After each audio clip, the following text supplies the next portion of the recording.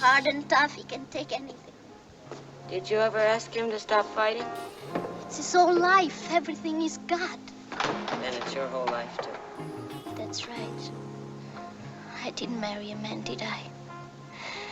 I married a middleweight.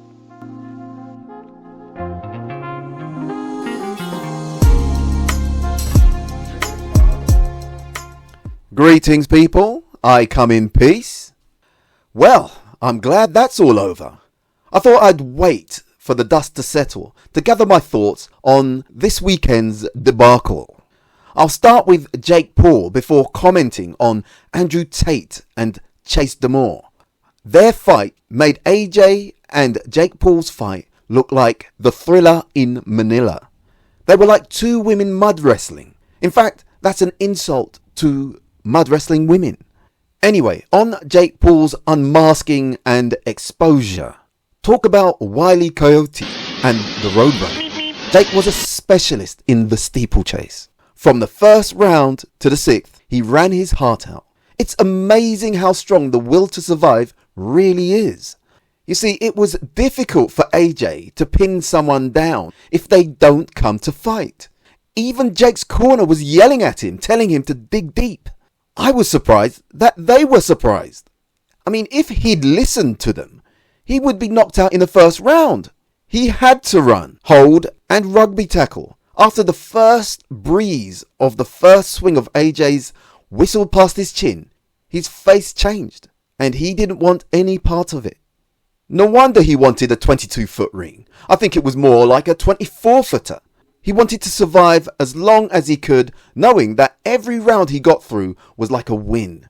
That might have convinced more people if he at least fought more on his back foot. But what we saw was a panicked young man who bit off more than he could chew and tried to disguise and camouflage his limitations. AJ was more bored than frustrated.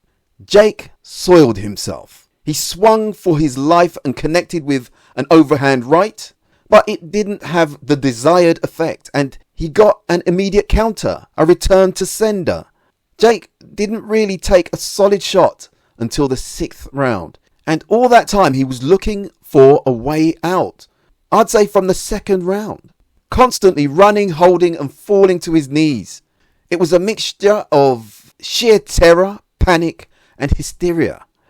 I think Joshua was way too eager to knock Jake out and instead should have concentrated on anticipating Jake's path and literally walking to him instead of staying in his stance and skipping towards him. He needed to force Jake to take the route he wanted him to. AJ should have concentrated on speed and getting his punches off smoothly, not looking for that one big shot. But with someone who was just trying to survive by holding and shooting a double leg takedown, it's understandably difficult. Many top boxers aren't used to tracking someone down. Very rarely they have to go looking for their opponents. Think of Crawford, Mayweather, Ali. It was a fiasco, as we thought it would be. But the way Jake was talking, you'd think he was going to do a Hunnigan v Curry and cause an upset, or at least go out on his shield. Can you believe he said he would be like Usyk? That's enough. Absolute delusion. Now we have people praising Jake for lasting that long. But if you watch that fight objectively, it was pathetic. A real disaster deserving of the vilification and obloquy from the boxing fans. Any Jake fans out there, regardless of their ignorance of boxing, cannot be happy with such an odious annulling display. Jake abrogated his responsibilities to his stakeholders, fans and zealots. Ironically, it would be worse for him to fight a real cruiserweight, an active boxer. Jake might have a strong right hand, but that's it. I cannot get behind the hype. Jake is, at best, an area level cruiserweight. How can he win a world title, as he says he will, at that weight? Could you imagine what Vidal Riley, Billum Smith, Isaac Chamberlain, Siobhan Clark, Pat Brown, what would they do to him? Forget about Opataya and Zurdo Ramirez. These guys, being the same weight, height, size, would make catching up to him easy and less fiddly. And if he elected to run, could you imagine the optics of Jake running from someone his own size? He couldn't get away with it. He would have to stand and trade, and would really get exposed. You see, just because you've got the money to shoehorn your way into a sport, it doesn't mean you're any good at it. And it certainly doesn't mean you can reach the top of it, legitimately anyway. Reminds me of Lance Stroll, whose daddy owns the Formula One team he drives for, so although he's not very good, he keeps his seat. Money. Money. Yep. Or a golfer who gets his caddy to cheat and place his golf ball in the most favourable positions to help his handicap. Just spoiled, entitled behaviour. I don't care that Jake has made his own money. He's paid his way into something that he isn't very good at. And because of his money and power, he has a significant amount of yes men, backslappers, to reinforce his delusion. Look, Jake said clearly who he was from the start. The problem child, a disruptor, which means an agitator, instigator, a provocateur, troublemaker. Boxing doesn't need it. That's for prank TV, TikTok shorts, but not for the noble art. Boxing is said to be thousands of years old, the oldest sport in the world, and in its modern form, it's at least 350 years old. Last weekend, it was reduced to a sport of jesters. Which brings me to the diabolical shambles of the Andrew Tate and Chase Damore bout, fight, no, tiff, I call it, a playground tiff.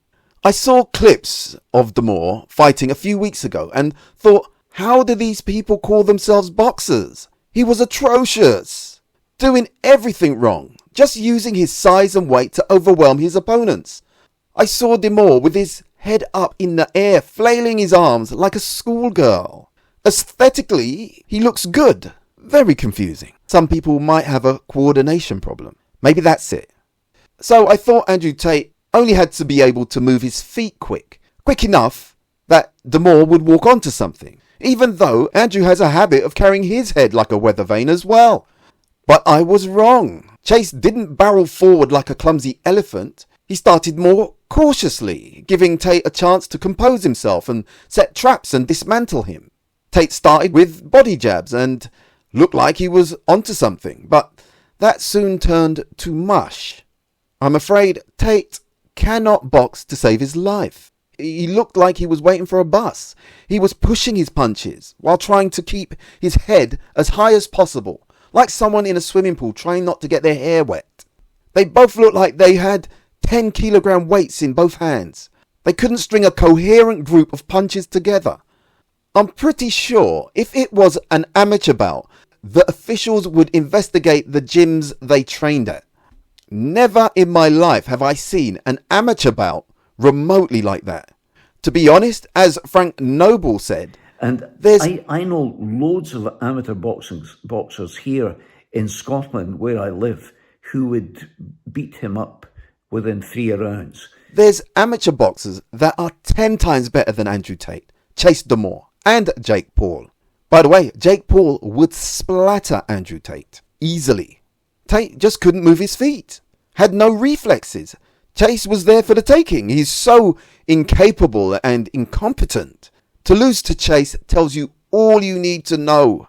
Oh, dearie me. And in both of these fights, the losers want sympathy or kudos for trying. Well, that's fine if they didn't talk so much about how great they are.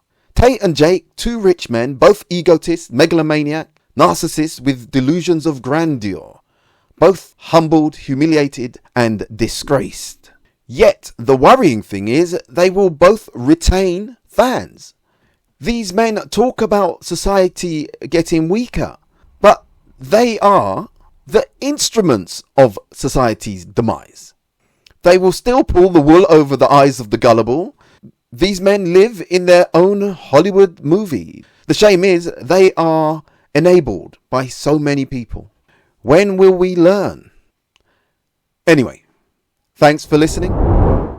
Please subscribe, And remember, choose life. Thank you.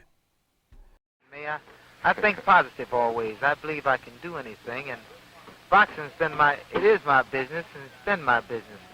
I don't know all the answers, but I'm the greatest authority in the world on Sugar Ray Robinson, and I have some idea on just what he can do and what he can't